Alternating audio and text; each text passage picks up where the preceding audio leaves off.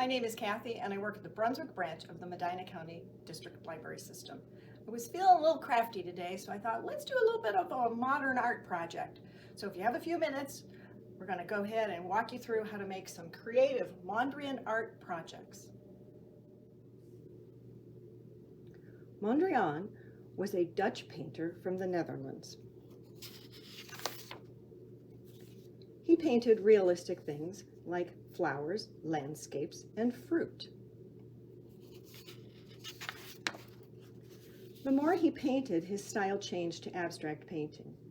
Abstract art is art that is mainly lines, colors, and shapes. As time went on, his paintings contained only vertical lines, horizontal lines, and the three primary colors of red, blue, and yellow.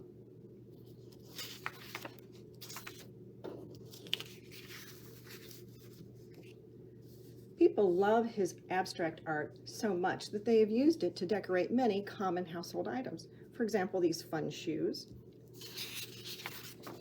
and glassware. Let's talk a little bit about vertical and horizontal lines that Mondrian used.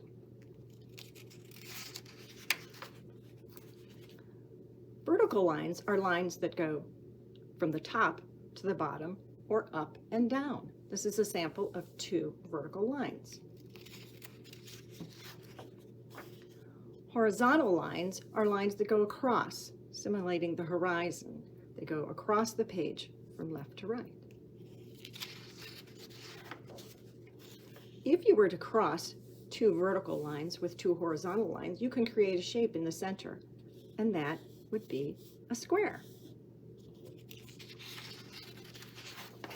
If we broaden out those two vertical lines, we can see that we've created a different shape, a rectangle. By using vertical lines and horizontal lines across the page, you can see how Mondrian created many different shapes. So let's figure out how we can do that ourselves.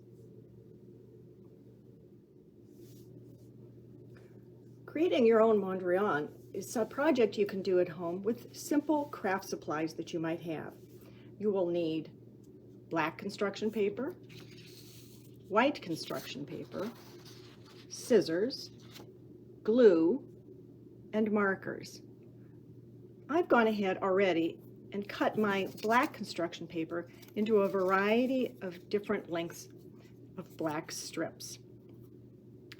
What you'll need to do next, after you've cut those black strips out of your black construction paper, is to go ahead and lay out a design you like with your vertical and horizontal lines.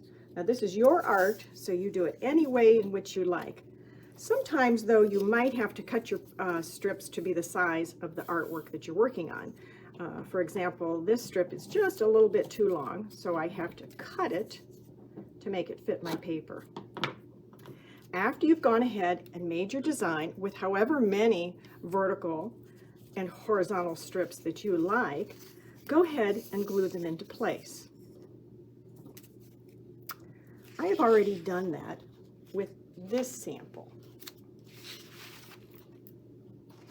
The next step for me would be to use the primary colors of red, blue, and yellow to color in my squares or rectangles. And you color in however many or however few you would like. I would like to color this square or rectangle with blue, this one with yellow, and this one red. So once you've decided, just go ahead and color them in. And this is what my finished Mondrian art looks like. Next, we'll try with markers, making the black lines with markers, just in case you don't have any black construction paper at home.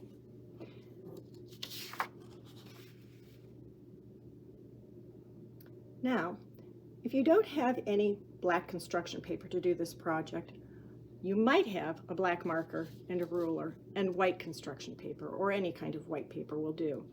Just go ahead and use your marker to make your vertical and horizontal lines across your paper, as few or as many as you like.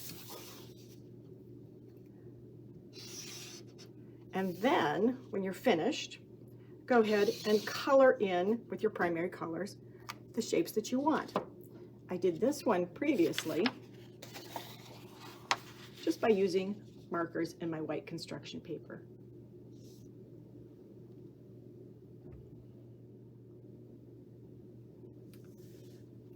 I have one last method of creating artwork by Mondrian for yourself, and that includes using actual paint.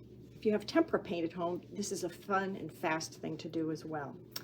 What you'll need is cardstock. I would recommend cardstock over construction paper, an old vegetable styrofoam tray from the grocery store, a paper plate, your tempera paints, at least the black, and then if you have the red, blue, and yellow, and maybe your markers as well. First of all, have your grown-up go ahead and cut the styrofoam vegetable tray into a flat rectangle. Make sure that there is a nice straight edge on there, because you will be dipping that straight edge into your pre-poured out paint and making sure that that straight edge is completely covered. And then you will go ahead and make your vertical and horizontal lines on your paper. Oops, that didn't quite go well. There we go, now it's coming. In any form you like.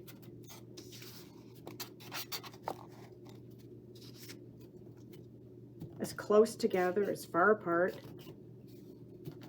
however you like, so that your black lines show up really nice and well, and you're creating those vertical, horizontal lines and the shapes of rectangles and squares. Now, once you've got all the lines that you want, you'll have to go ahead and let this dry very well before you can go ahead and apply more paint, either the red, the blue, or the yellow, into the squares or rectangles you like. If you don't have those extra colors, those primary colors of paint, you can go ahead and use your markers. Here is a sample of one I did earlier, and it's dry now. And then I went ahead and made another sample and painted the squares in that I liked. So that's another quick and easy way that you can make your own Mondrian art.